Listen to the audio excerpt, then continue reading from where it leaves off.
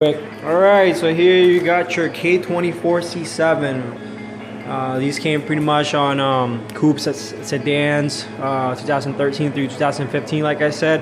Honda Civic SIs. So pretty much I put a battery blanket, not blanket, sorry, the pad, heating pad. Boom, that was about $36. I'll pretty much link everything. I'll pretty much let you know my total expenses and my costs and everything. Alright, so and then I got the outlet in here, like the multi-plug outlets and stuff like that. So you got three of the inlets, like female ones, and then the outer one right there. My block heater. All right, so this is the part number if you guys are looking for it. They pretty much told me it fits on any Honda, so it's universal. That's what the guy at the Honda Honda dealer said. I don't know if you can see. So this one is the one that runs out here. So what I did is I went to Walmart. I mean, you can get one cheaper, you can get one shorter. This one, it's about 25 foot. I don't know why I went with that one, but they didn't have any of the 15 foot in stock. This one right here was about maybe, how much was it? I want to say about maybe $25 or so, maybe less, about 20. So I routed that all the way, my radiator, the bottom of it. Yeah, and I also added zip ties down there, so that way it's stabilized, and it's not moving anywhere. And then I managed to get it out of my fog cover here. So pretty much I took this off and I stuck it all in there and rolled it up because I didn't want to be pulling it every time I stopped. So I just pretty much went and bought another one. And this one right here, it's 15 foot. This one's about like 11 something. And make sure you get one that's good for the cold.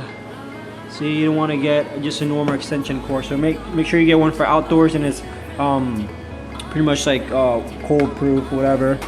And then I stuck it out here, put some zip ties, keep it from moving too much. And then this actually came with the block heater that I bought from Honda. And what I did was I just kind of mounted it here, made my own little thing, so it's not moving around, it doesn't fall, or maybe somebody tries to steal it. I mean, who would want to steal one of these? And then pretty much just put it back in there, and then that way it'll protect it a little bit, you know, from snow falling in there and whatever. But this is just pretty much waterproof, so it doesn't really matter. But I just put it in there, kind of give it a little bit of taste, you know, a little bit of detail. And then we go to the bottom right here. See? That's the right there. All right, so that's gonna be your oil pan pad, and pretty much I went with it's like 5 inches by 4. It doesn't have to be too big. I mean, you can buy a bigger one. I mean, you have all that room in there. And then I routed it, kind of put it towards that way, towards like the driver front tire, just to get it out of the. Pretty much like it was easier for me, so I routed it and stuff like that. And make sure you don't want to put it where there's a lot of heat source and stuff like that. And then I pretty much went with some RTV red and just pretty much let about 24 hours for it to cure. You can also put some like adhesive on it, but make sure it's not flammable, on each corner of the pad, and then slap it on there. That one cost me, the bottom one cost me, I want to say about maybe $15. And then all right, so like I was saying on the Element, I was going, all right, focus. All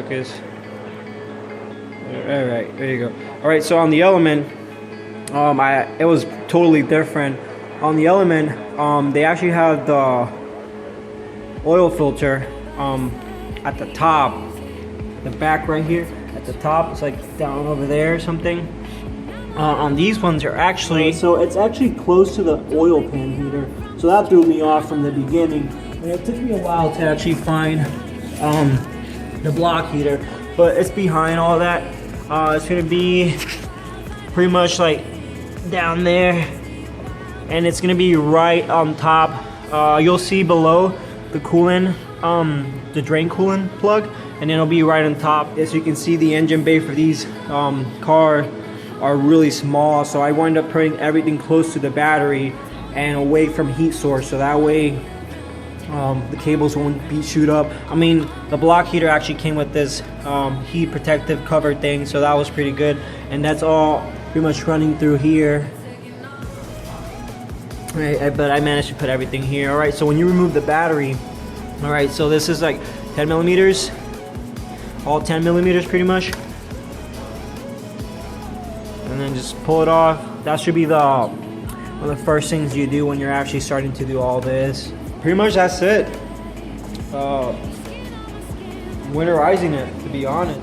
How much everything cost me and pretty much what you'll probably need for it. But you can just pretty much, if you want, you can put a block heater and just stick it out here, or you can do a combination of block heater and then, you know, but if you're gonna do all that, might as well, you know, go all the way. And then you also have options. You can also, instead of, because I went the cheapest way, that was the cheapest route, you can put a trickle charger in there, but I didn't do that because that's if your car is gonna be long periods of time without starting.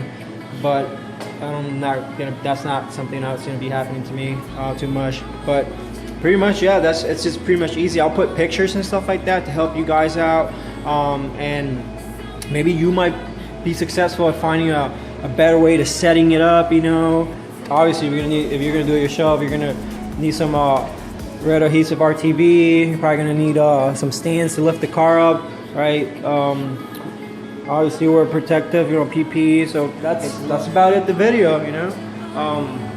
Like, comment, subscribe.